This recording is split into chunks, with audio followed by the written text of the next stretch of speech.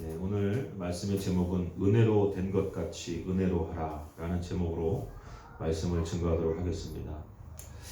참 요새 저도 이렇게 다니면서 가끔 이렇게 찬양을 하고 하다 보면은 정말 찬양을 할 때마다 눈물이 나는 그런 귀한 찬양이 있어요. 여러분들 다 아는 찬양이겠지만 은혜 아니면 살아갈 수가 없네. 호흡마저도 다 주의 것이니 참된 소망과 뭐죠? 위로 내게 주신죠? 예수 오직 예수뿐이네. 예. 참 은혜 아니면 살아갈 수 없다라는 그러한 고백이 이 찬양을 통해서 정말 제 마음과 너무나 하나 되다 보니까 은혜가 아니고서 여러분 어떻게 우리가 이 험한 세상을 살아갈 수가 있겠습니까? 여러분들이 한번 생각을 해봐도 지금까지 살아온 것을 되돌아봐도 하나님의 은혜로 살아왔고 또 앞으로 우리가 살 소망이 있는 것도 이 코로나 시대에 더욱더 이런 여러 가지 이제 어려운 시대 가운데서 우리가 살 수 있는 소망을 갖고 있는 것 또한 하나님의 은혜로 가능한 것이 아닌가 이렇게 생각을 합니다. 근데 오늘 본문에 보니까 이 사도 바울도 지금까지 많은 수고를 했고 하나님 가운데서 하나님의 은혜 주신 것 가운데서 그 은혜가 헛되지 않았기 때문에 자기가 모든 수고한 것들이 나와 함께 하신 그 하나님의 은혜다 라고 고백하는 것들을 우리가 볼 수가 있어요. 근데 참 우리가 주목해 봐야 될 것이 이 한 구절 말씀 한 구절이지만 은혜가 헛되지 아니하여, 그러니까 하나님은 은혜 주시기 원하시고 그 은혜로 역사하시는데 누군가에게 주신 그 은혜는 때로는 헛되이 버려지는 은혜가 될 수도 있다는 것을 우리가 기억해야 되겠습니다. 그렇기 때문에 똑같이 하나님 은혜를 주셔도 누군가는 그 은혜를 통해서 그 은혜 가운데서 정말 내가 나 된 것은 나의 어떠한 의로 된 것이 아니라 오직 하나님의 은혜로 됐다라는 그 마음을 품고 그 은혜가 헛되이 저버리지 않기 위해서 내가 하나님 앞에 오늘도 헌신하고 봉사하고 하나님 앞에 매달려 사는 이 인생이 오직 그것이 나의 노력이 아니라 나와 함께 하시는 그 하나님의 은혜라고 고백할 수 있는 그러한 복된 사람이 되어야 될 줄로 믿습니다. 얼마나 안타깝습니까? 이 은혜를 하나님 주셨는데도 그 은혜가 자신의 어떠한 것으로 인해서 이루어가고 자신의 어떤 노력을 통해서 된 것이라고 여기는 그 사람에게는 그 은혜가 헛되다는 것이에요. 그래서 은혜가 은혜 되어야 될 줄 믿습니다. 그렇기 때문에 오늘 본문의 제목처럼 은혜로 된 것 같이 우리가 하는 하나님 안에서의 그 의로운 일들이 내 의로 되는 것이 아니라 오직 하나님의 은혜로 됐다라는 고백이 날마다 우리 입술에서 끊어지지 않는 저와 여러분 되시기를 주님으로 축원합니다. 제가 뭐 한 해 두 해 전에 그 대전에 이제 말씀을 전하러 갔다가 그 대전에서 이제 말씀을 전하고 나서 그다음에 어떤 이제 그 몸 찬양하는 목사님이 계셨는데 그 여자 목사님 제가 성함까지는 잘 기억이 안 나지만 찬양을 하시는데 보니까는 그분들 입는 옷이 굉장히 이게 좀 약간 뭐라 그러죠? 뭐 개량 한복 비슷하고 약간 선녀복 같이 이렇게 좀 하늘하늘한 거 있잖아요. 근데 보니까 무릎에 보호대를 차셨더라고요. 무릎에 보호대를 차시고 이 춤을 추는 거예요. 그러니까 이제 앉았다, 섰다, 뭐 기어갔다, 뭐 이렇게 했다, 손을 높이 들었다 이렇게 찬양을 하는데 몸으로 이제 음악을 틀어놓고 이제 찬양을 하는데 무릎에 딱 보호대가 차져 있는 게 비치더라고요. 그 안에 그 참 마음이 그랬는데 이분이 이제 끝나고 나서 기도를 해달라고 부탁을 하셨어요. 그래서 기도를 해달라고 그래가지고 아픈 한부에 손을 얹고 또 머리에도 손을 얹고 그래서 이제 안수 기도를 해주고 그 치유 기도를 이제 해드렸더니 이게 은혜롭게 이게 치유가 되고 이렇게 막 해야 되는데 갑자기 이분이 기도 받고 나더니 막 쩔뚝거리는 거예요. 그 전까지 찬양도 하고 그러더니 그러더니 더 아프다고 막 그러는 거예요. 인상을 쓰면서 그냥 왜 기도 받고 더 아프지 막 이러더라고. 그러니까 거기서 제가 뭐라 그러겠어요. 거기서 그러니까 이분이 그러니까 저도 좀 황당한 거지. 왜냐면 기도 받기 전보다 막 더 아프다 그러면서 막 다리를 막 이러니까 그래서 같이 이제 그 식당 쪽으로 이동을 하면서 밥을 먹으러 가는데 계속 너무 아프다는 거예요. 그래서 제가 그냥 제 마음에 드는 생각을 그대로 얘기했죠. 아니 약을 먹어도 면역 반응이라는 게 있는 것처럼 기도받고 지금 하나님 치유해 주시는 그 가운데서 아플 수 있는 거니까 좀 더 지켜봐라. 그리고 계속 믿음으로 아프다고 하지 말고 하나님 고쳐주니까 감사합니다라고 계속해서 감사를 고백해봐라. 막 그랬는데 밥을 이제 앉아서 먹는데 이제 제 옆에 이렇게 앞에 옆에 이렇게 앉아서 계시는데 밥을 먹으면서도 아프다고 그러더라고요. 그래서 제가 속으로 아 하나님 참 이거 오늘 집에 편안하게 갈 수 있을까 모르겠습니다. 이거 괜히 또 나는 뭐 어디 뭐 또 이렇게 만져가지고 뭐 꺾고 막 이렇게 뼈를 뺐다가 넣었다 하지 않잖아요. 그냥 기도만 해줬는데 그래서 하나님 근심이 되더라고. 그래서 계속해서 저는 이제 하나님 고쳐주시는 거라 갈아서 하나님 고쳐주시는 그런 중요해서 아플 수 있으니까 믿음을 갖자 이렇게 하면서 이제 밥을 먹는데 갑자기 밥을 다 먹기도 전에 이분이 그러는 거예요. 다리가 안 아프다는 거예요. 그러더니 자기가 밥 먹다 말고 일어나가지고 이렇게 앉았다 일어섰다 해보더니 신기하게도 그 통증이 사라졌다고 얘기를 하는 거예요. 그러니까 보호대를 차고 춤을 추면서도 그 통증이 계속 있었는데 신기하게 기도받고 나서 그 통증이 더 심해져가지고 막 아파가지고 막 이거 잘못된 거 아닌가 생각을 했는데 밥을 다 그 한 끼를 다 먹기도 전에 갑자기 통증이 사라지더라고요. 그러니까 하나님이 하시는 그러한 일들, 은혜 가운데 그런 일들을 보면 참 저도 뭐 다 알 수가 없죠. 지금까지도 그렇고 앞으로 아마 하나님 나라 가는 날까지도 하나님이 하시는 그런 경력 가운데 하나님이 행하시는 일들을 다 이거를 뭐 학습적으로 막 이렇게 다 나열해서 설명해서 뭐 쫙 그렇게 할 수가 없을 것 같아요. 그런데 감사한 게 뭐냐면 이제 그분이 이제 그게 다리가 낫고 나니까 한 가지 더 기도를 받고 싶다고 하면서 다가오시더라고요. 그래서 뭐냐 그랬더니 1년 전인지 2년 전인지 그 한 몇 년 전에 백내장인지 녹내장인지 눈 수술을 한번 받았는데 그 눈 수술을 받고 나서 회복이 들어가서 이제 회복이 다 돼서 아프지 않고 굉장히 오랜 시간이 이제 지나오는데 간혹가다 그런 경우들이 뭐 종종 있다는 거죠. 수술을 받고 나서 초점이 흐려지든지 뭔가 뿌옇게 보인다든지. 근데 이분도 이제 수술을 받고 나서 가운데 초점이 안 보인다는 거예요. 가운데 초점이. 그 가운데 초점이 검게 가려져 있다는 거예요. 그러니까 얼마나 불편하겠어요. 몇 년 동안 살면서. 그러니까 글자를 보려고 해도 저 글자를 초점이 가운데에 초점이 맞춰지다 보니까 내가 보고 싶은 글자는 안 보이는 거예요. 그러니까 옆으로 살짝 초점을 돌려서 삐뚤게 봐야지 그 글씨를 이제 보는 거예요. 그러니까 얼마나 불편하겠어요. 그러니까 그거를 기도해달라 그래가지고 그때 제가 또 이제 하나님 다리도 고쳐주셨으니까 또 이제 눈도 쉽게 고쳐주시겠지 하고 이제 제가 또 이제 기도를 해드렸어요. 자 앉아보세요 하고 이제 눈을 이렇게 손을 대고 막 기도를 해드렸어요. 예수 이름으로 눈은 떠질지어다. 가로막고 있는 모든 어두운 것들은 다 사라질지어다. 막 기도를 세게 해드리고 나서 딱 이제 왜냐하면 이제 기도하기 전에 뭘 이제 저희가 했냐면 감사헌금 봉투를 딱 가지고 눈앞에서 한 50cm 거리 정도에다 이제 두고 이게 어떻게 보이냐고 그랬더니 감사헌금 이렇게 써져 있으면 감하고 금은 보이고 사헌 가운데 두 글씨는 가로막혀서 안 보인다라는 거예요. 그러니까 이게 점점점 거리가 멀어지면 그 안 보이는 게 점점점 커지겠죠. 그래서 이게 50cm 정도 앞에 있는 글씨 중에 헌금 봉투에 감사 헌금 이 네 글자 중에 가운데 두 글자가 안 보이는 거죠. 그래서 기도를 해드리고 나서 다시 이렇게 헌금 봉투를 이제 들이대고 그 똑같은 거리상에다 놓고 보이냐 그랬더니 똑같이 안 보인다고 그러는 거예요. 그래서 이거 어떡하나. 그러면 제가 그랬죠. 그럼 기도 한번 더 합시다. 그리고 이제 기도를 하는데 제가 기도를 해주는데 갑자기 저도 모르게 제 입에서 그런 기도가 나오는 거예요. 하나님, 지금까지 하나님이 보기 원하는 것들을 무시하고 살면서 보지 않으려고 애쓰고 또 하나님이 보기 원하는 것들 보고 하나님이 그 마음 가운데 주시는 것들 순종하면서 살아야 되는데 내가 보고 싶은 것만 보면서 살았던 것을 회개합니다. 하나님 앞에 막 그렇게 기도를 하는데 갑자기 여자 목사님이 우시는 거예요. 막 울어요. 콧물 눈물이 다 쏟아지는 거예요. 콧물 눈물이 쏟아지면서 저도 같이 이게 마음이 하나 되면서 눈물이 나더라고요. 정말 그때 그 마음이 어땠냐면 하나님이 이 목사님이 보기 원하는 것들 그러니까 하나님이 바라보시는 그러니까 하나님의 시선이 고정되어 있는 그 연약하고 아프고 뭐 여러 가지 그 환경 가운데 있는 사람들을 보고 하나님의 마음으로 보듬길 원하는데 그러한 것들이 아니라 정말 내가 보고 싶은 내가 원하는 것들을 자꾸 바라보면서 그러한 것들만을 자꾸 했던 것들 뭐 이런 것들이 뭐가 있었나 봐요. 그러니까 이분이 그렇게 울고 나서 한참 이제 기도를 하고 나서 이제 눈을 딱 떠서 자 다시 한번 우리가 이거 보자고 해갖고 다시 한번 이제 그 봉투를 들어서 보여줬더니 그분이 깜짝 놀라면서 그러는 거예요. 가운데 보이지 않던 두 개 글씨가 너무 선명하게 또렷하게 보인다는 거예요. 그리고 이 가로막혔던 거 어두웠던 거 이렇게 굵은 원으로 돼서 검게 있던 것이 사라졌다는 거예요. 그러면서 너무 기뻐하는 거예요.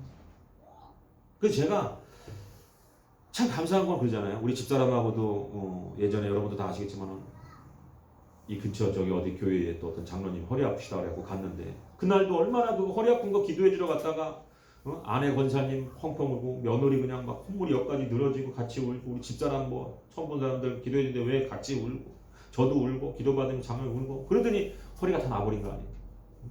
그래서 제가 생각하건대 어떠한 하나님의 놀라운 역사와 기적이 나타나는 데 있어서 반드시 그분이 그 눈물을 흘렸다라는 건 뭐겠어요? 무언가 모르게 하나님이 그 회개를 통해서 무언가 지금 하나님의 그 초자연적인 자기가 생각하면서 내 안을 들여다보고 내 삶을 되돌아봤을 때 내가 뭔가 깨닫지 못하는 어떤 것들이 깨달아지면서 그것이 은혜로 작용을 했기 때문에 그러한 치유의 놀라운 역사가 나타났다고 저는 보는 것이죠. 그렇기 때문에 우리가 하나님이 무언가 일을 계획하시고 그 일을 진행하는 데 있어서 반드시 하나님 그 은혜로 하신다는 거예요. 누군가에게 은혜를 주셔서 한다는 거예요. 뭐 있는 사람 얘기해서 뭐하지만 우리 정렬 집사님 같은 경우도 참 이 교회 와가지고 이렇게 다달이 참 이렇게 큰 헌금을 하나님 주신 마음 가운데 그것을 아멘하고 해나갈 때 건축 헌금을 해나갈 때 처음에 그것이 인간적인 시선으로는 너무나 그것이 현실적으로는 그것이 받아들여지지 않는 거예요. 근데 정말 별것도 아니에요. 남들이 생각했을 때는 공감할 수 없는 무언 작은 그냥 어떠한 것에 하나님이 은혜를 크게 주시는 거예요. 자녀가 건강한 것 그 사실 하나 가지고 그 은혜가 넘치고 그 은혜가 강같이 흐르니까 내가 현실적으로 하지 못하겠다고 생각했던 어떠한 것들을 실질적으로 그 은혜 가운데 하게 되는 거예요. 그래서 하나님이 항상 일하실 때는 그 은혜 가운데 일하신다 라고 볼 수가 있는 거예요. 그래서 우리가 정말 하나님의 일을 이루고자 한다면 우리는 은혜가 충만해야 될 점이 있습니다. 그러니까 불가능한 것들이 가능하게 되는 데 있어서 가장 필요한 조건이 뭐냐면 그 은혜라는 거예요. 그러니까 하나님이 주시는 은혜로 오늘 이 고린도전서 이 바울의 고백처럼 내가 나된 것, 그러니까 내가 나된 것, 내가 변화된 것도 하나님의 은혜지만 변화돼서 하는 일들 남보다 다른 사도보다 내가 수고하는데 그 수고하는 모든 것들이 하나님이 준 은혜로부터 시작되었다는 것을 고백하는 것이죠. 그래서 여러분 우리가 조심해야 될 게 뭐냐면 항상 우리는 그러한 고백으로 살아가야지 내가 뭐 이렇게 간증하다 보면 그렇게 삐뚤어 나가는 사람들이 있거든요.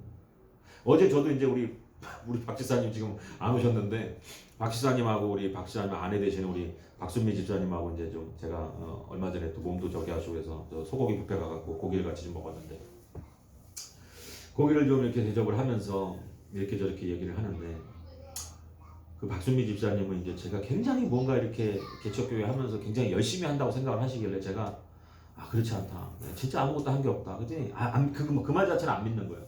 아예 보면은 기도원도 다니시고 뭣도 하고 정말 이렇게 열심히 하는 목사님처럼 열심히 하는 사람이 어딨냐고 막 그러는데 그 말이 너무 부끄러울 정도로 솔직히 제 안에 그 솔직한 마음은 항상 하나님 앞에 부끄러운 거예요. 아무것도 안 하고 있는 나를 하나님 보실 때 어떨까 하는 그런 부끄러움도 있을 정도로 내가 뭐 하는 게 없는 거죠. 정말 하는 게 없는. 그러니까 제가 저는 진짜 아무것도 하는 게 없습니다. 근데 아무것도 하는 게 없는데 여기 와서 6년을 살면서 처음에 1년보다 그 다음 해가 너무나 하나님 그 한 해를 돌이켜 보니까 하나님 어떻게 이렇게 하셨어요? 또 한 해가 지나고 나서 그 지나간 2년을 세월을 보니까 하나님 어떻게 하셨어요? 그 가운데 눈에 보이는 현실적으로 차도 바뀌어 있고 더 좋은 차, 더 큰 차로. 물론 이거 제가 뭐 속물 근성이 있어갖고 뭐 차가 좋아지는 게 복 받는다 이런 얘기는 아니지만 어떻게 내가 저렇게 차가 좀 업그레이드 되는 데 있어서 내가 한 게 아무것도 없다는 거예요. 나가서 돈을 벌었습니까? 아니면 누구 돈 있는 사람 비율을 맞추고 해서 뭐 그 사람하고 제가 밥을 먹기를 원하고 막 이렇게 했습니까? 그게 아무것도 어떻게 보면 제 생각에는 정말로 한 게 없는 거예요. 이 교회가 지금까지도 하나님 은혜 가운데 유지될 수 있는 그 기적을 하나님이 다 하신 거지. 아무것도 한 게 없는 거예요. 그러니까 그 이야기를 하면서 다시 한번 제 안에 은혜가 되더라는 거예요. 정말입니다. 저가 한 게 아무것도 없습니다. 끝까지 뭐라도 했겠죠. 물론 아무것도 안 하지 않았겠죠. 어떻게 사람이 숨만 쉬고 살겠어요. 그러나 그러한 모든 것들 때로는 어떤 어려움도 경험하고 또 여러 가지 어떤 환난과 곤고와 여러 가지 박해와 여러 가지 게 있었을 수 있겠지만 그러나 돌이켜 봤을 때 하나님의 은혜 외에는 내 마음 안에서 아무것도 내가 무언가 했다, 내가 어떤 어려웠다, 힘들었다의 그런 어떤 기억들이 실질적으로 없더라는 거예요. 그래서 이게 진짜 하나님 은혜구나. 그러니까 우리는 앞으로에 대한 소망도 어떠냐? 내가 무언가 열심히 해야지에 대한 마음의 부담이 없는 거죠. 하나님이 지금까지 은혜로 이곳까지 이끌어 오신 하나님이 그 천성 들어가는 날, 그 천국 가는 그날까지도 하나님의 은혜로 나와 함께 하심으로 말미암아서 내 주변에 내 삶 가운데 내 안에서 내 가정으로 내 교회로 또 내 지인들에게 퍼져나갈 그 은혜를 우리는 그냥 믿고 소망하는 거예요. 지금까지 하나님이 하신 것처럼 앞으로도 주님 나라 가는 그날까지 하나님의 은혜로 하나님이 하신다라고 하는 그 믿음이 강하게 우리 마음 가운데 자리 잡을 때 두려움이 떠나가는 줄 믿으시길 바랍니다. 그래서 우리는 조심해야 되는 게 이 은혜라고 하는 것이 어떠한 깨달음 통해서 은혜가 왔을 때 그 은혜가 반드시 그 하나님이 하신 걸 고백할 수 있어야 돼요. 그러니까 내 의로 무언가 됐다라고 이렇게 생각을 하는 순간부터는 여러분 큰일 나는 거예요. 그래서 성도는 오직 예수 그리스도의 의 아래 하나님의 은혜로 종속되어지는 것이 그것이 은혜라는 거예요. 그러니까 우리의 의는 없어요. 오직 예수 그리스도의 의, 그 의 안에 우리를 살아가게 하시고 하나님의 은혜로 우리가 그 의가 우리의 것이 되게끔 하나님 하신다는 거예요. 그러니까 태국 여행 가면 조심해야 될 게 뭐가 있어요? 가이드가 항상 얘기하는 거예요. 어린애들 귀엽다고 머리 만지지 마라. 왜냐하면 걔네들은 영혼이 여기서 이제 있다고 생각하니까 머리 만지면 그 영혼에 손을 댄다고 막 이렇게 생각을 하기 때문에 그 문화 자체가 머리에 손을 대면 안 돼요. 그리고 그래서 이제 그 태국 같은 데 가면 안수기도 같은 것도 조심해서 해야 돼요. 그리고 나서 가장 중요한 거 경찰서에 직접적으로 잡혀갈 수 있는 게 뭐예요? 돈 밟지 말으라고 해요. 돈. 지폐 땅에다 놓고 밟거나 찢으면 실형 사는 거예요.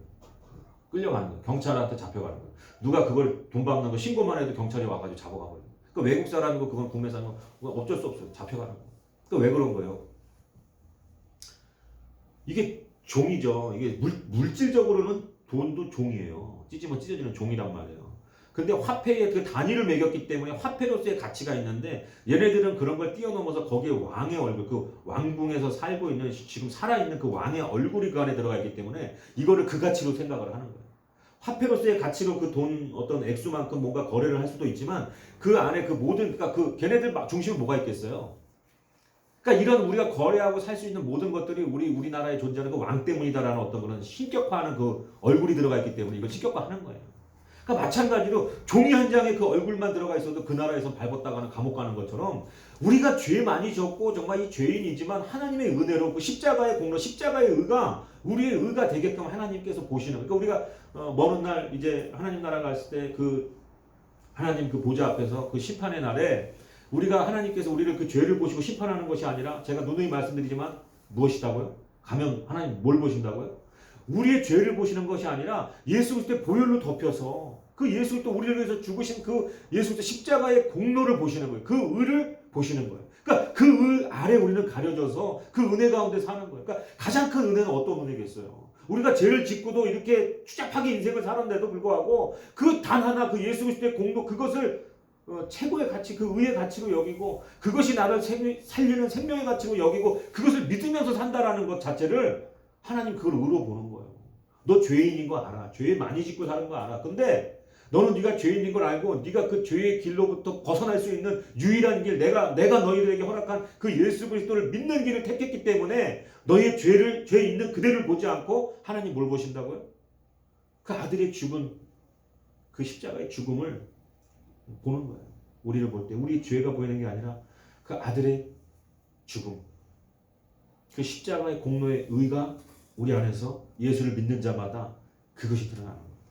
그런데 우리가 살면서 잘났다고 내가 이렇게 해가지고 교회 졌네, 내가 이렇게 해서 교회 세웠네, 내가 이렇게 해가지고 어떻게 해서 헌금해가서 우리 교회 뭐 유지하네 이런 생각하면 되겠습니까?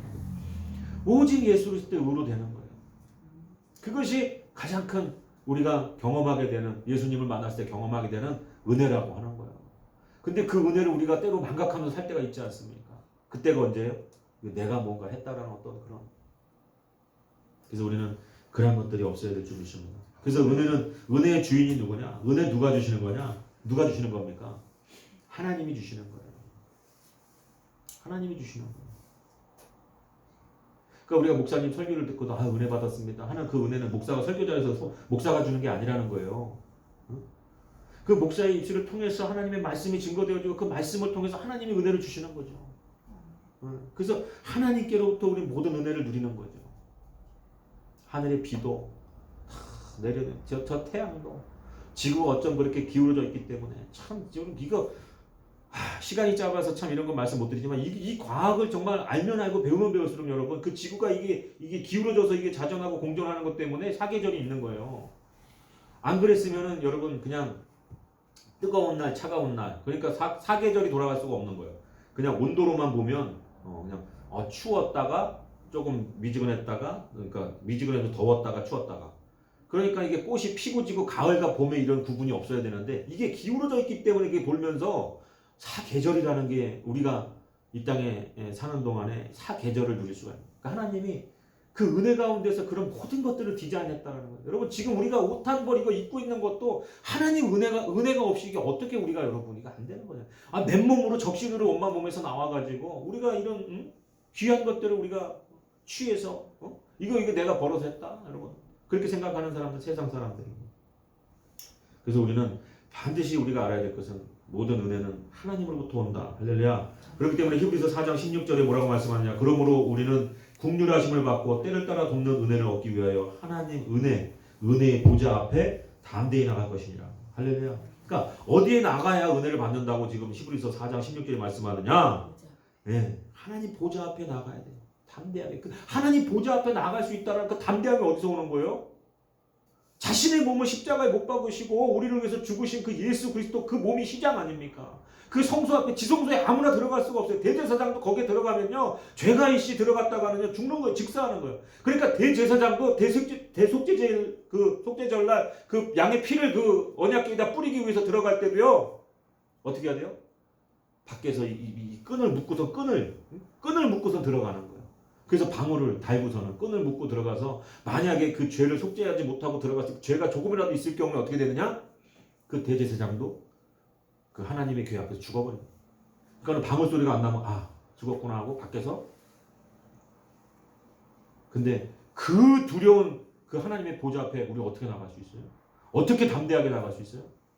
오직 예수 그리스도의 보혈 그 피로 말미암아서 그 죽으심으로 말미암아서 우리가 하나님 앞에 가려져 있던 그 휘장이 예수님의 몸 아닙니까? 예수님이 십자가에 못 박고 돌아가시고 나서 그 휘장이 찢어지는 거예요. 어떻게요? 위로부터 아래. 그러니까 하나님이 위에서부터 찢었다라는 걸 상징하는 거예요. 밑에서 찢었으면 그 휘장이 얼마나 높았었겠어요. 그 사람이 뭐 찢을 수 있는 두께도 아니지만 밑에서부터 아래에서부터 이렇게 위로 찢어진 게 아니라는 거예요. 그러니까 위로부터 아래로 찢어졌다라는 그 말씀이 뭐냐면 하나님께서 친히 예수 그리스도 십자가에 못 박으시고 찢으셨다라는 거예요. 왜? 우리가 이제 하나님 앞에 담대히 나아갈 수 있도록 그 길을 열어주셨다라는 거예요. 그래서 우리가 그 은혜 보좌 앞에 나가야 되는 거죠. 그래서 여러분 하나님 그 대표적으로 우리가 은혜 보좌 앞에 나가서 하나님 앞에 은혜 받을 수 있는 대표적인 공간이 바로 어디입니까? 바로 예배당인 거예요. 네? 근데 지금 이 시기에 이 예배를 못 드리게 하고 여러 가지 문제로 인해서 그런 얼마나 이게 마지막 때입니까, 여러분? 이럴 때일수록 우리가 은혜를 사모해야 되는 거예요. 그 보좌 앞을 사모해야 되는 거예요. 하나님이 정하신 그 장소가 바로 예배당인 거예요. 하나님 앞에서 예배드리는 그때에 하나님이 그 하나님의 은혜를 우리에게 주시는 거예요. 예배당에서 은혜 못 받는 사람들이 여러분 집에서 은혜 받을 수 있을 것 같으세요? 예배드리면서 하나님과 교제하고 관계 맺고 그 가운데 은혜를 충만하게 누리는 사람들이 모든 삶에서 가정에서 그런 관계에서 직장에서 동일하게 은혜를 계속해서 누리는 것을 믿으시기를 바랍니다. 그래서 참 오늘 또 한 가지 중요한 게 우리가 깨달아야 될 것이 뭐냐면요. 같은 곳에서 예배를 드려도 은혜와 거리가 먼 사람들이 있어요. 은혜 못 받는 사람들. 여러분들도 아시죠? 어디 기도원이나 뭐 큰 교회에서 예배 드리다 보면 참 은혜 못 받는 사람들이 있어요. 예배 끝나자마자 밥 먹으러 가고 밥이 뭐 짜네 맵네 뭐 무슨 주방에서 봉사하는 사람들이 너무 손맛이 없네. 이 은혜 없는 사람들 이런 얘기밖에 못 해요. 뭐 우리 교회는 사랑이 없네. 그 말하는 사람이 그 사람이 은혜가 없고 사랑이 없는 거예요. 여러분 어떤 사람들이 그 예배 자리에서도 은혜와 가장 거리가 멀까요? 쓴뿌리가 있는 사람들이 있어요. 쓴뿌리. 하나님 앞에 나오면서도 그 쓴뿌리가 해결 안 되는 사람들.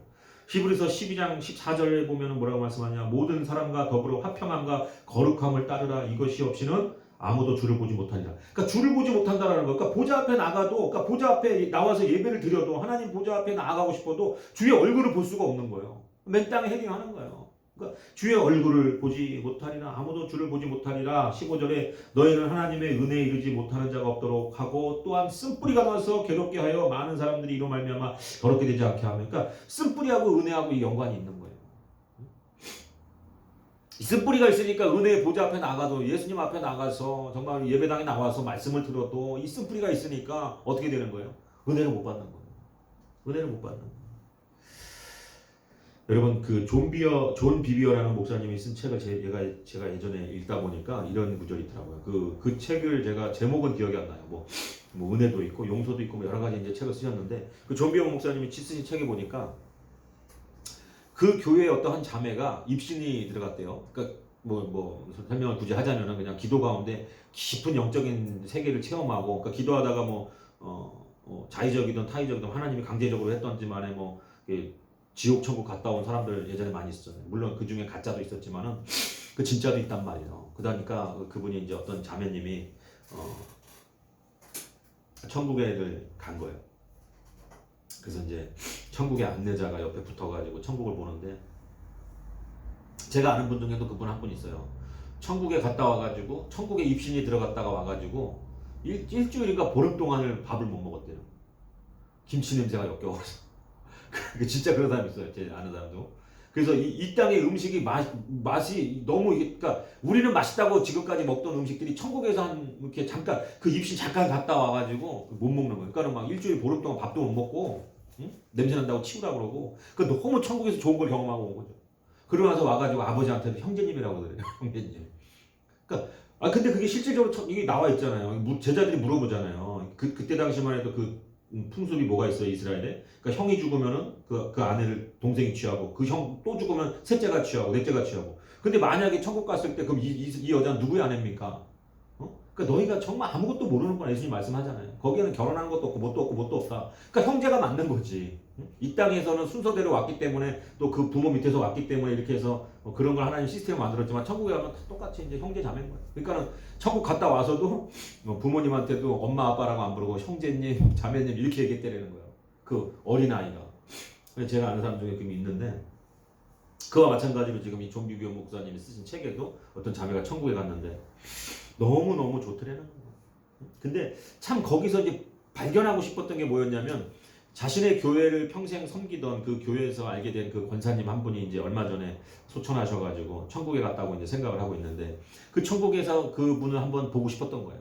얼마 전에 천국 오신 그 권사님, 그 이제 빠이빠이 헤어질 때 얼마나 슬프게 헤어졌겠어요. 이 땅에서 헤어짐 아쉬웠고, 그리고 천국 가서 이제 그분을 찾아서 이렇게 해서 막 둘러보고 하는데 그분이 안 보이는 거예요. 근데 이 안내자가 이제 지옥을 데려가서 지옥도 보여줬는데 너무 끔찍하더라는 거예요. 근데 그 끔찍한 곳에 누가 있었느냐?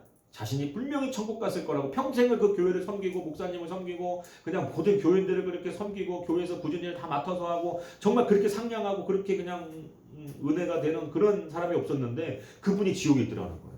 그 권사님이. 그러니까 이게 얼마나 깜짝 놀랐겠어요. 도대체 어떻게 이럴 수가 있냐고 막 그 안내자에게 이제 물어봤다는 거죠.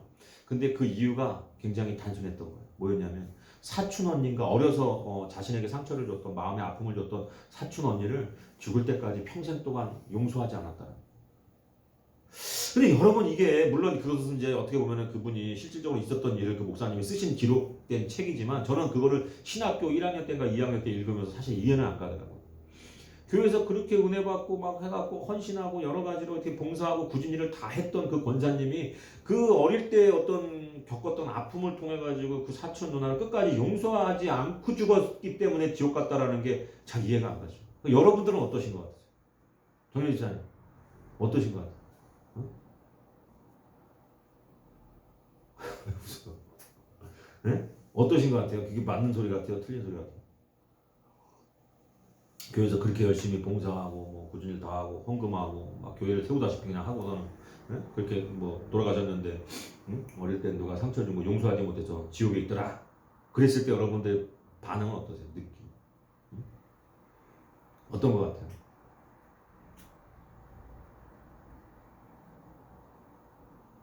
얘기해보세요. 우리끼리밖에 없는데 뭐.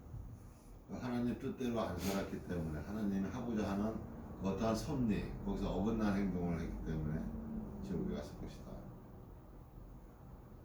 사랑이 없이 뭐 봉사하고 뭐하고 그런 마음의 일속이 어떤 보기 위한 그런 행동. 네. 정렬 집사님 또 뭐 얘기하려고? 아니면 진정으로, 그러니까 진정으로 하나님을 만나지 않았을까요?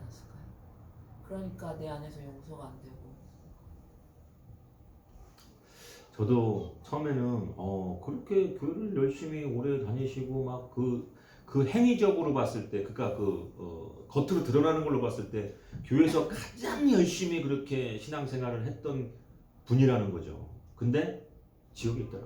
근데 그 이유가 되게 단순하게 용서하지 못했다라는 거예요. 그래서 제가 그게 처음엔 이해가 안 갔는데 신학교가 이제 저기 하고 실질적으로 이제 이 세월이 조금 흐르면서 처음에는 그게 되게 의아했거든요. 근데 내가 되게 잘못 생각하고 있었구나. 행위 중심적인 생각이 있었던 거예요. 그러니까 그렇게 열심히 했던 사람은 반드시 하나님께 은혜를 받았고 구원받았고 그랬을 텐데 그 용서하지 못한 게 왜 그게 걸렸을까? 그걸 왜 하나님이 그걸 용서 안 해줬을까? 근데 제가 한 1년 정도 지나서 깨닫는 게 뭐였냐면 용서하지 못했다라는 그 사실이 결과론적으로 하나님으로부터 용서받지 못했다라는 증거가 되는구나. 그러니까 우린 죄인이에요. 아무리 의롭게 살아도 우린 지옥 갈 수밖에 없는 죄인인데 하나님으로부터 우리는 그 은혜 가운데서 용서받은 존재라는 거예요. 그러니까 용서를 받았다라는 거는 용서를 할 수 있다라는 그게 삶에서 그게 나타나야 된다는 거예요. 근데 여러분 이게 어디에 있어요? 성경에 그대로 있잖아요. 똑같은 내용이. 마태복음 18장 한번 여러분 찾아보시겠어요? 마태복음 18장. 거기에 보면 용서할 줄 모르는 종의 비유에서 정확하게 이거는 그 종 비유 목사님이 어떻게 보면 이게 입신 갔다 온 자매 이야기를 써서 그거 믿을 만한 얘기가 아니다 이렇게 생각할 필요가 없이 성경에 그대로 나와 있는 이야기라는 거예요. 마태복음 18장 여러분 찾아보시고 21절 한번 보시고. 자, 제가 읽어드릴게요. 자, 21절부터 그 마지막 절 제가 읽어드리겠습니다. 그때 베드로가 나와서 이르되 주여 형제가 내게 죄를 범하였으면 몇 번이나 용서하여 주리까 하니까 뭐라 그래야지? 응? 7번까지 하리오이까? 7번 하면 되겠습니까? 그러니까 얘기하니까 예수님께서 뭐라고 하냐면 이르시되 내게 이르노니 7번뿐 아니라 7번을 70번까지 7번을 70번까지 완전수죠. 완전수. 그러니까 1000번이고 10,000번이고 100번이고 용서를 해야 된다는 게 예수님의 말씀입니다. 그러므로 천국은 그 종들과 결산하려던 어떤 임금과 같으니, 자 비유하시죠. 비유. 결산할 때에 달란트 빚진 자 얼마 달란트요? 10,000달란트. 결산할 때에 10,000달란트를 빚진 자, 그러니까 지금 돈으로 따지면 한 9억 정도 된다고 볼 수가 있는데 10,000달란트 빚진 자를 하나를 데려오매 갚을 것이 없는지라 주인이 명하여 그 몸과 아내와 자식들과 모든 소유를 다 팔아 갚게 하라 하니 그 종이 엎드려 절하며 이르되 내게 참으소서 다 갚으리이다 하거늘 그 종의 주인이 불쌍히 여겨. 이게 뭐예요? 불쌍히 여겨. 은혜인 거예요. 이게 불쌍히 여겨 놓아보내며 그 빚을 탕감하여 주니까 빚을 안 갚아도 된다라고 그냥 결정을 해준 거예요. 불쌍하게 여겨서. 이게 은혜라는 거예요. 이 사람의 힘으로 갚을 수 없는 거를 그냥 탕감해 줬다라는 거예요. 근데 종이 나가서 자기에게 100데나리온 뭐예요? 한 3개월 정도 일하면 벌 수 있는 돈이에요. 근데 100데나리온 빚진 자가 동료가 한 사람을 만나 붙들어 목을 잡고 이르되 빚을 갚으라 하매 그 동료가 엎드려 간구하되 이르되 나에게 참아주소서 갚으리이다 하되 허락하지 아니하고 이에 가서 그 빚을 갚도록 옥에 가두거늘 그 동료들이 그것을 보고 몹시 딱하게 여겨 주인에게 가서 그 일을 다 알리니 이에 주인이 그를 불러다가 말하되 악한 종아 내가 빌기를 내가 너의 빚을 탕감하여 주었거늘 내가 너를 불쌍히 여긴같이 너도 내 동료를 불쌍히 여김이 마땅하지 않느냐 하냐고 주인이 노하여 그 빚을 다 갚도록 그들 옥조에게 넘기니라. 너희가 각각 마음으로부터 형제를 용서하지 아니하면 나의 하늘 아버지께서도 너희에게 이와 같이 하시리라. 할렐루야. 이게 우리가 얼마나 많이 보고 읽던 성경의 말씀입니까? 예수님 그대로 말씀하시는 거예요. 너 형제를 용서하지 않으면 하늘 아버지 너에게 이와 같이 하시리라. 그러니까 용서하지 않았다라는 건 뭐냐면 실질적으로 결과론적으로 용서받지 못한 자인 거예요. 응? 그러면 그게 아니고 좀 더 돌려서 쉽게 얘기하면 뭐예요? 오늘 본문의 말씀처럼 은혜가 헛되이 돼버린 거예요. 하나님의 그 십자가를 통해서 우리를 구원하신 그 은혜가 뭐가 된 거예요? 열매 맺지 못하고 헛되이 되어버린 거예요. 헛되이. 그러니까 그 은혜를 누가 쏟은 거예요? 그 은혜 받은 자가 그냥 쏟아버려. 그래서 우리는 뭘 조심해야 되냐? 은혜의 자리에서 뭘 조심해? 쓴뿌리를 조심해야 돼. 우리 안에 이 쓴뿌리가 있다면 그 쓴뿌리를 통해서 우리가 그러니까 누군가를 용서하지 못한다는 건 뭐예요? 본인이 의롭다고 생각하는 교만에서 나오는 거예요. 그러니까 우리가 어떠한 죄인인가를 하나님은 그 은혜 가운데 알게 되고 깨닫게 되고 그런 죄인을 갖다가 하나님이 사랑하셔서 예수 그리스도를 통하여 우리를 구원하신 그 은혜의 사건이 그 감격적인 구원의 사건이 나에게 정말로 내 마음 가운데 와 닿았다면은 실질적으로 우리도 그와 같이 용서하게 되는 그런 열매가 우리 삶 가운데 나타나야 된다는 거예요. 그래서 내가 입으로만 믿는다 하는 사람들 천국 못 간다고 말씀하는 게 그런 거예요. 응? 용서라고 하는 열매, 응? 그런 열매들이 우리 가운데서 나타나야지만이 그것이 진정한 믿음이 될 줄 믿으시길 바랍니다.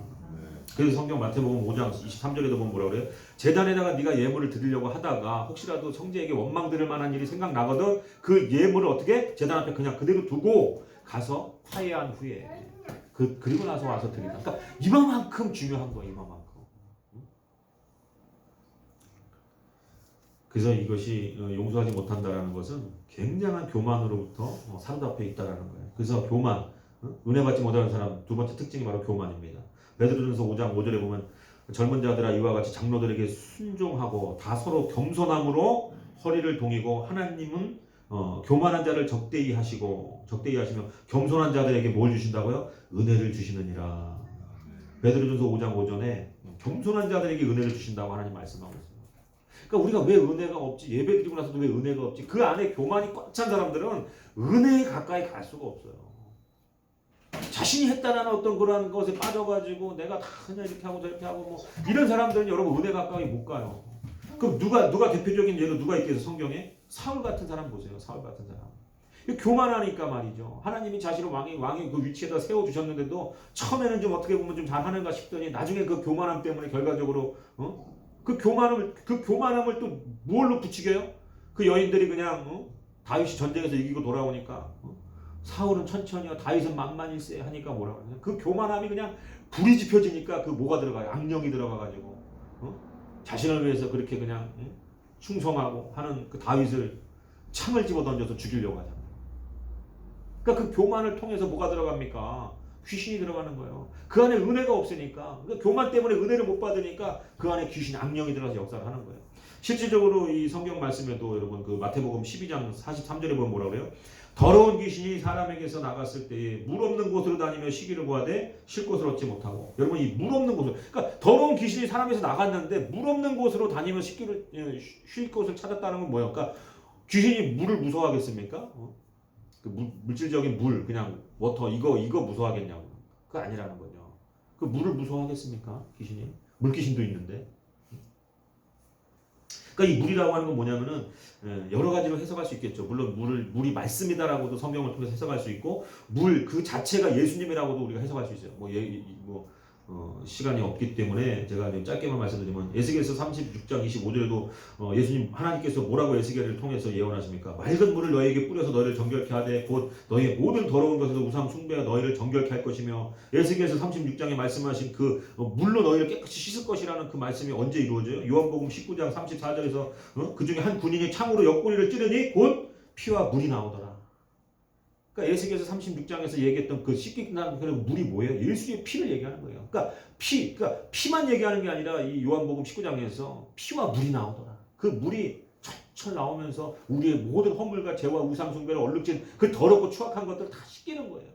그러니까 이 물이라고 하는 건 예수 그리스도 자체를 나타낼 수도 있고 또한 이 팔레스타인 지역의 어떤 문화적으로 그 지역의 어떤 그 지형적인 해석으로는 그 물 하면은 이 사람들은 딱 뭘 생각하냐면 두 가지 생각한대요. 굉장한 수고, 노동, 그리고 또 한 가지는 은혜. 그냥 물 하면 마시는 것으로만 생각하지 않고 이 사람들한테 그 물이라고 하는 것 뜻, 그 의미는 굉장한 수고, 그것이 아니면 반대적으로 굉장히 큰 은혜. 왜 그러냐면 이 지역에서는 여러분 비가 내리지 않으면 살 수가 없는 지역이 팔레스타인이에요. 한 해라도 그 우기에 비가 내리지 않으면요 사람들이 다 죽어나가요. 그러니까 이 물이라고 하는 자체가 은혜인 거죠. 근데 그 물을 얻기 위해서 우물을 팔 때가 얼마나 수고합니까? 그 수고한다고 해서 다 그 판다고 해서 파는 족족 그 물이 나오는 것도 아니에요. 그렇기 때문에 이 물이라고 하는 거는 수고해야 된다, 얻을 수 있다. 그러나 이 물이라고 하는 또 반대로 뭐예요? 비가 내릴 때 보면 그 수고야 얻을 수 있는 그 물이 내릴 때 공짜로 얻게 되는 그 물, 또 야곱의 우물을 또 이삭이 발견했을 때 그 조상 선조들이 파놨던 우물을 그냥 발견하게 됐을 때 뭐예요? 그것을 은혜라고 하는 거예요. 은혜. 그렇기 때문에 물 없는 곳으로 귀신이 다닌다고 하는 건 뭐냐면은 그 안에 예수가 없기 때문에, 그 안에 말씀이 없기 때문에 은혜 받지 못한 자들을 귀신은 지금도 노리고, 그러니까 사울 안에 들어갈 수밖에 없는 거예요. 그러니까 우리가 예배에 나와도 정말 하나님 앞에 은혜 받지 못하면 사단이 그 안에서 역사를 하는 거예요. 여러분, 우리가 솔직히 얼마나 지금까지 영적으로 많이 체험합니까? 교회 안에서도 그냥 방언, 그냥 그런 귀신 방언 막 하면서 그냥 막 그러고 나면 교회에 분란이 생기고, 그분은 그러니까 그 방언 한 사람, 그 사람을 통해서 그 분란이 나타나는 것도 우리 봤잖아요. 못 봤습니까? 응? 그러니까 교회 나와서 예배당에 앉아서 직분 가지고 앉아 있지만, 예배 드린다고 하지만 그 안에 교만이 있고 은혜 받지 못하니까 사단이 들어가서 그 교회를 어떻게, 그 사람이 그냥 포도원을 허는 이리를 만들어가지고, 여우를 만들어가지고 그렇게 교회를 파멸시키려고, 그렇게 사단이 교회 안에 있는 특정 어떤 인물을 가지고 그렇게 역사를 하는 거예요. 그래서 우리가 은혜가 중요한 거예요. 은혜 받는 사람은 어때요? 은혜 있는 사람은 어때요? 예배 시간이 길어져도 그냥 그거 다 은혜. 근데 은혜 받지 못하는 사람은 어때요? 시계 자꾸 보는 거예요. 아, 오늘 기네. 아, 그 두 가지 특징이 나타나는 거예요. 아, 우리 목사님이 좀 말씀을 준비하면서 얼마나 그냥 그 진을 다 쏟으면서 이렇게 그냥 성경을 막 보고 또 보면서 기도하면서 말씀을 준비했을까? 아, 그 꿀 같은 말씀. 이런 사람은 은혜가 있는 사람이에요. 12시 됐는데 배고파 죽겠는데 왜 안 끝나? 그러다가 이제 목사님이 끝날 시간 다 됐는데도 다 두 번째로 이러면 막 미치는 거지 막. 결말 안 나오고, 자, 둘째로. 신학교 갔을 때 어떤 자매가 그런 소리 하더라고. 가장 교회에서 싫은 소리가 그거예요.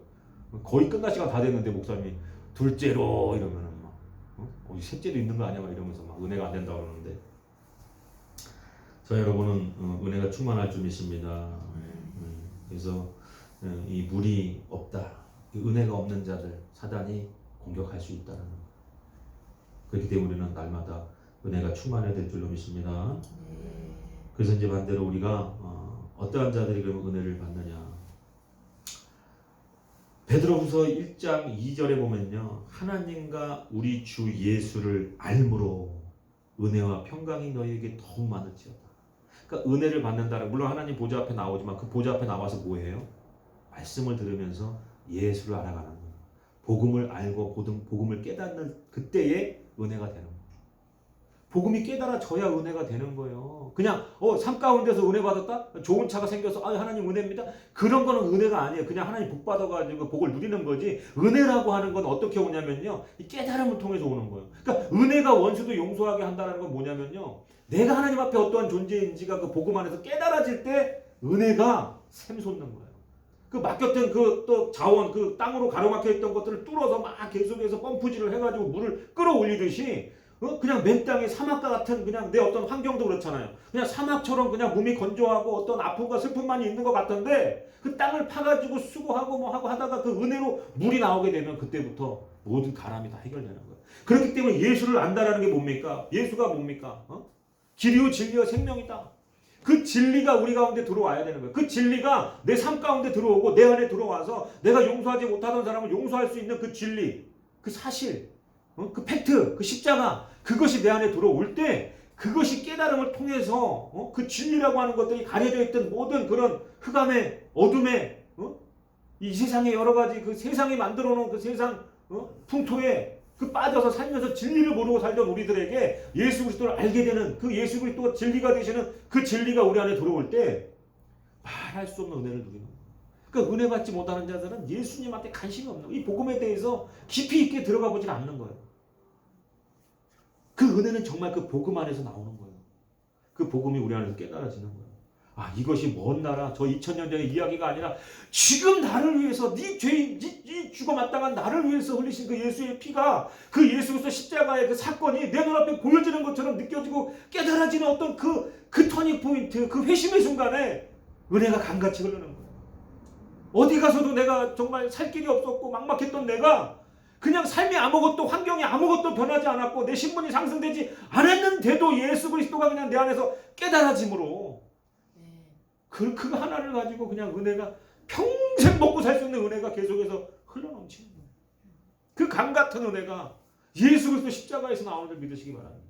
네. 다른 어떤 조건에서 나를 만족시켜 줄 만한 어떤 그런 환경에서 나오는 게 아니라는 거예요. 오직 예수 그리스도 그 십자가에서 강같이 흘러넘치는 거예요. 그 은혜를 경험하는 저와 여러분이 되셔야 될 줄 믿습니다. 그래서 예수를 알아야 되는 거예요. 예수를 알므로 은혜와 평강이 너에게 더욱 많을 것이다. 아멘. 할렐루야. 아멘. 그래서 우리는 어떤 문제들이 있을 때 어떻게 그 문제를 해결해야 되냐면요. 예수님도 이 땅에 오셨을 때 굉장히 아까 전에도 그 달란트 비유를 통해서 그 천국을 말씀하셨던 것처럼 우리가 은혜를 받을 때 필요한 게 뭐냐면 말씀을 통해서 이 복음을 통해서 내 삶에서 그러니까 이 말씀이 쓰여졌던 배경이나 환경이나 문화나 이런 것들이 다 달라요. 수천 년 전에 쓰여졌던 이 성경. 그러나 이 성경의 말씀을 통해서 무언가 우리가 유추해내야 된다는 거예요. 그것이 영어로 어넬러지라고 하는데 그 어넬러지라고 하는 것이 뭐냐면은 비유 또한 그 유추 그 뜻이 정확하게 뭐냐면 어떠한 뭔가 좀 다른 문제인 것 같은데 그 다른 문제 가운데 어떤 비슷한 공통점을 통해서 내가 나한테 익숙한 어떤 문제가 해결되어짐으로 인해서 내가 해결하지 못했던 여러 가지 어떤 문제들이 유추되어져서 그러니까 더 쉽게 말씀드리면 뭐냐면 제가 영광이를 이렇게 지극히 바라보면요 눈물이 막 나는 거예요. 그 눈물이 그냥 내 자식이 이뻐서 흘릴까? 그러면 그 완전 아들 바보 완전 그 약간 정상 아니잖아요. 근데 내 아들이 이렇게 보면서 눈물이 계속 한량없이 흐르는 건 뭐냐면 이게 유추. 이게 바로 어날러지라는 거예요. 그러니까 이게 비유되는 거죠. 그러니까 아들과 아버지 관계를 내가 보는 것을 그냥 이런 인간적인 세속적인 가치만 놓고 보는 것이 아니라 영적인 가치. 그 성경에서 하나님 아버지가 나를 사랑하는 그 마음으로 확대되어져서 보는 거예요. 그러니까 그 성경에서 하나님 우리를 이토록 사랑한다고 했던 게 유추되어지는 거예요. 거기서 엑기스가 뽑혀지는 거예요. 그러면서 내 안에서 그 유추된 그 어넬러지된 그 상황이 내 안에서 깨달음으로 작용하고 그 사랑이 내가 경험하고 있는 이 비슷한 관계 안에서 강같이 흐르는 거예요. 내가 이토록 이 아들이 귀엽고 사랑스러울진데 하나님이 나를 보실 때 나를 어떻게 생각하실까? 그러니까 그게 너무너무 은혜가 넘치는 거예요. 그러니까 형용할 수 없는 은혜를 누리는 거예요. 그러니까 우리는 그 모든 사물과 사건에서 그러니까 성경에서도 예수님께서 무식한 자들, 이 글도 모르는 자들에게 자신들이 가장 이렇게 업으로 살았으면 그 물고기 잡는 것으로 비유하고 또 빵을 만드는 여인네들에게는 그 누룩으로 그 천국을 비유하셨던 것처럼 우리에게 은혜라고 하는 것은 그 어떤 이게 말씀을 다 깨닫지 못하지만 그 말씀과 유사한 어떤 나의 환경 가운데 사방이 막혀 있는데 정말 이 에스더 성경에서도 보면 그 민족이 다 죽게 생겼는데도 하나님 역사하시잖아요. 그러니까 우리가 내 인생 가운데 사방이 막힌 것 같은데 그 성경의 어떤 본문 한 구절이 딱 깨달아지면서 어넬러지 되는 거예요. 유치되어져 갖고 내 상황 가운데 깨달아짐을 통해서 하나님의 은혜가 막 증폭되어지는 거예요. 그러니까 용서할 수 있고 그러니까 이 닫혀져 있는 상황 가운데 힘들고 어렵지만 소망이 생기는 거예요. 그게 은혜라는 거예요. 그러니까 내 아들을 보면서 죄 많은 나도 이 정도 아들을 사랑하고 목숨을 내어줄 것 같은 그러한 사랑이 이 안에 있는데 하나님 아버지가 나를 얼마나 사랑하실까? 그러니까 그 사랑이 깨달아지니까 어때요? 내 지금 앞에 놓여있는 여러 가지 어려움의 환경들이나 이런 것들이 지금까지는 어려웠지만 그것이 어넬러지 되고 유치되어져서 깨달아지고 그 은혜가 막 되어버리니까 어렵지 않다는 거예요. 하나님이 날 사랑하는데 이까지 환경의 어려움이 어떻게 나를 누가 예수 그리스도의 사랑에서 우리를 끊으냐?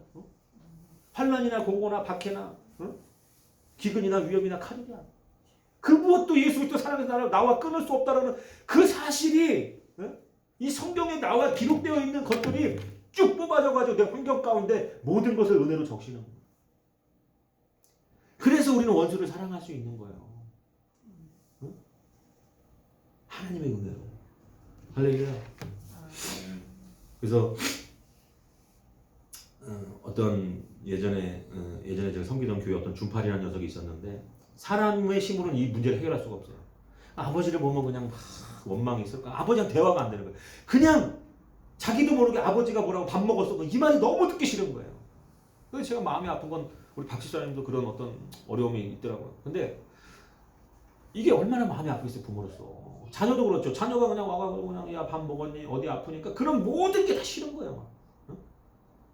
그래서 이제 그 전위적 치유 수양회 하는 날 그 청년이 이제 기도를 하는데 이제 상처를 치유받아야 되니까 우리가 기도하다가 하나님 앞에 우리 상처를 치유해달라고 매달리자. 하나님께서 졸지지도 주무시지도 않고 우리를 지키시는 그 하나님 그렇게 역사하시니까 우리가 졸지도 않고 주무시지도 않았던 그 하나님께 우리가 상처가 있는 것이 무엇인지 깨닫게 하시고 그 상처를 치유해달라고 막 기도합시다 하고 불 끄고 막 통성으로 막 기도하는데 막 여기저기서만 울음바다가 되는데 그 청년이 나중에 간증을 하는데 자기도 몰랐던 그 아버지와의 관계가 그렇게 틀어질 수밖에 없었던 원인이 이 어린 시절의 어떤 그런 트라우마 가운데 하나 있더라는 거예요. 그게 뭐였냐면 어머니랑 아버지랑 그 어린 시절의 부부싸움은 전쟁과 같다고 하더라고요. 애들이 겪는 공포가. 그러니까 막 너무 공포스러운데 엄마가 그냥 나가버리니까 아빠가 화가 나가지고 그때 자기 나이가 뭐 초등학교도 들어가기 전이니까 뭐 6살, 7살 막 그럴 때 4살짜리 동생들이 손잡고 아버지가 자신들까지 쫓아낸 거예요. 가서 엄마 찾아와 그래가지고 다 나가라 그래가지고 하니까는 어쩔 수 없이 동생 손잡고 동네를 돌다가 그 깜깜해지고 무서우니까 그냥 그 버스 정류장 앞에서 차가 쌩쌩 지나다니는 그 정류장 앞에 자기가 오른손으로 자신의 여동생을 지켜야 된다고 또 생각을 하고 이렇게 붙잡고 있는 거예요. 근데 그게 너무 그 어린 시절에 그 지금 생각해서는 별로 그냥 나가면 나가 노래방도 가면 되고 PC방도 가면 되지만 아무데도 갈 수 없는 그 어린아이의 마음이 막 이 오버랩되니까 이 아이가 너무 막 통곡을 하면서 우는 거야. 막 너무 마음이 아픈 거야. 나에게 이런 고통을 주다니 막 그 아이가 얼마나 힘들고 아프고 그 밤에 얼마나 무서웠을까 막 그러고 있는데 그 하나님께서 이제 이 아이가 그 고통을 어린 시절 트라우마를 직면하게 되니까 이 청년이 뭐라고 해 이제 주무시도 나를 지키기 위해서 졸지도 주무시지 않는다고 했던 그 예수님 그렇게 말씀하시던 예수님은 왜 이 자리 가운데 내 어린 시절의 이 아픔의 환경 가운데는 계시지 않았습니까? 라고 막 울부짖기 시작하는 거예요. 근데 그때 하나님께서 그 환상을 열어서 보여준 거 자신의 과거를 볼 때에 그냥 어둠 가운데 두려움에 떨고 있는 그 자신과 자신의 여동생만 보이긴 자신의 기억에 그것만 보였는데 하나님이 영의 눈을 들어서 보여주니까 그 장면이 동일한 그 장소에서 동일한 장면 가운데 내가 오른손으로 여동생을 막 손을 붙잡고서는 안심시키려고 오빠로서 노력하고 있는 그 손을 그 다른 한 손을 예수님이 붙잡고 있더라고요. 그게 보여지더라는 거예요. 그러니까 사람은 할 수가 없어요. 은혜 아니면 안 되는 거예요. 사람이 어떻게 그 트라우마를 그 상처를 어떻게 정신과 그런 의사가 그걸 어떻게 극복하냐. 근데 그 기도 가운데 예수 그리스도가 그 자리에 나타나서 네가 그때는 느끼지 못했지만 내가 그때도 지금과 동일하게 너와 함께 있었고 내가 너를 지켜서 보호해서 지금 이 자리까지 있느냐 그거 그냥 쫙 뚫어지는 거예요. 그게 그냥 언에너지 되는 거예요. 그 말씀에 있었던 그 시편의 말씀처럼 여호와 졸지도 않으시고 주무시지도 않는 이스라엘의 하나님은 그런 하나님이라고 했던 그 하나님이 정말 그때 내 과거의 어린 시절에도 졸지도 주무시지도 않고 나를 지켰다라는 것이 내 삶 가운데서 녹아지는 거예요. 그리고 나서 그 예수님께서 무릎을 꿇고 그 어린 시절의 자신에게 이렇게 얘기하더라는 거예요. 너도 알다시피 너의 아버지는 태어나자마자 아버지가 돌아가셨기 때문에 한 번도 아버지와의 관계 안에서 사랑받아보지 못했다는 거예요. 그 아빠가 다른 자녀들 보면은 이렇게 아빠가 와서 볼도 부겨주고 아빠가 막 안아서 던져주기도 하고 근데 너희 아버지는 한 번도 그런 것들을 경험해보지 못했다는 거예요. 태어나서 아빠를 불러본 적이 한 번도 없다는 거예요. 그런데 네가 나의 사랑을 이제 알고 나의 사랑을 받고 나의 사랑을 네가 깨달았으니까 아버지에게 오히려 나의 사랑을 네가 한번 베풀어보지 않겠냐고 그렇게 하나님께서 권면하시더라는 거예요. 예수님께서. 그러니까 이 아이에게 생각과 그런 모든 사고가 다 바뀌는 거예요. 그 순간에. 근데 참 재밌는 건 뭐냐면 자신이 그렇게 깨달아지고 난 뒤에 그 아들놈 잡으려고 그 교회당에 부모님 아버지가 오신 거예요. 친아버지가. 근데 그렇게 간증하고 내려와가지고 그 아버지를 발견하고 가서 막 끄안고 펑펑 우니까 이 아버지도 뭔지는 모르겠어. 교회 다니는 것도 막 불만스럽고 막 본인은 예수님 안 믿으니까. 근데 아들이 처음으로 자신에게 와서 끄안겨서 막 우는 그 상황 가운데 이 아버지의 모든 마음도 다 녹아져 버려요. 그래가지고 그날 그 한날 하나님 은혜 주시니까 다 회복되어져 버려요. 그래서 그 가정이 꿈꿀 수 없던 거를 꿈꾸는 거예요. 같이 목욕탕 다니면서 같이 그냥 아빠랑 그냥 그동안 하지 못했던 것들을 왜? 이전에까지는 어떤 그 어린 시절의 트라우마 때문에 계속해서 아버지가 뭐 조금만 뭐 간섭해도 싫고 믿고 짜증나고 대화 자체를 거부했는데 근데 하나님께서 그 가운데 나를 지키신 것들이 깨달아지고 오히려 지금은 역으로 내가 너에게 준 이 사랑이 아버지에게까지 흘러가길 원한다. 그 한마디에 그냥 녹아지는 거예요. 관계가 회복되어지는 거예요. 그래서 우리는 은혜 아니면 살아갈 수 없고 여러분 은혜 아니면 살아갈 수 없고 저도 그래서 우리 어제 박수미 집사님한테 그런 얘기를 했어요. 우리 아버지와의 나와의 관계도 은혜 아니면 안 되는 거다. 우리 여동생도 아버지 그렇게 사랑하고 이러한 것들이 세상적인 기준으로만 보면 힘든 거라는 거예요 이게. 누구나 누구에게 상처를 주고 그렇게 살아왔고 그런데 하나님의 은혜가 있기 때문에 그래서 그 가정에 어떤 그런 은혜가 있었으면 하는 마음에서 제가 이런 얘기를 했거든요. 그래서 여러분 우리가 은혜 아니고서는 안 됩니다. 내심으로 누군가를 용서하고 누군가를 품을 수 있는 게 아니에요. 오직 하나님의 은혜로 교회를 나와서 섬기고 목사를 섬기고 뭐 어떤 이런 것들을 돌보고 하는 그런 모든 것들이 은혜 아니면 안 돼요. 은혜 없는데 하면 자신의 의가 드러나게 되고 자신의 의는 교만을 낳고 그 교만을 어떻게 사울처럼 악령에 씌우기까지 한다는 거예요. 마지막 결론입니다. 그래서 우리는 그 은혜를 어떻게 해야 되느냐. 예배소서 4장 29절에 보니까 무릇 더러운 말을 너희 입 밖에도 내지 말고 오직 덕을 세우는 데 소용되는 대로 선한 말을 하여 듣는 자들에게 은혜를 끼치게 하라. 은혜 받은 자들이 해야 될 건 뭐예요? 오늘 제목처럼 은혜로 된 것 같이 은혜로 하라. 말도 그 말에서 은혜가 나와야 되는 거예요. 모든 행동에서 은혜가 나와야 돼요. 은혜 받은 사람은 은혜 받은 만큼 은혜로 살아야 되는 거예요. 그래서 그 은혜를 끼치게 하라는 게 우리가 은혜를 끼치는 게 아니라 우리를 통해서 하나님이 그 사람에게 은혜를 베풀 수 있는 통로가 되어야 될 줄 믿습니다. 이것이 우리가 궁극적으로 우리가 추구하는 삶이어야 되는 거예요. 내가 받은 은혜를 나 혼자 족한 것으로 여기는 것이 아니라는 것이죠. 근데 여기서 보니까 말로만 그렇게 하랍니까? 29절에 예배소 4장 29절에는 더러운 말로 입 밖에 지 말고 덕을 세우는데 소용되는 말로 선한 말을 하라. 그래서 은혜를 끼쳐라. 그럼 말만 하라는 거예요? 그렇잖아요. 28절에 뭐라고 합니까? 도둑질하는 자는 다시 도둑질하지 말고 돌이켜 가난한 자에게 구제할 수 있도록 자기 손으로 수고하여 선한 일을 하라. 그리고 나서 좋은 말 하라는 거예요. 내가 저 사람에게 덕을 끼칠 수 있도록 저 사람에게 뭔가 베풀 수 있도록 내가 수고하고 힘쓰고 애쓰고 그러니까 뭐예요? 말만이 아니라 행함이 없는 믿음은 거짓 믿음인 것처럼 우리가 누군가에게 좋은 말만 하는 것은 끝나는 것이 아니라 내 삶으로 은혜되게 살아야 될 줄 믿습니다. 뭔가 구제하는 데 힘써야 되고 앞장서야 되고 받은 은혜만큼 그 은혜를 하나님의 영광의 하나님의 이름으로 돌릴 때 하나님 영광 받으시고 또한 우리들의 은혜가 더욱더 충만해지는 줄 믿으시기를 주님으로 축원합니다. 걸어가신 아버지 하나님 감사합니다. 오늘도 주님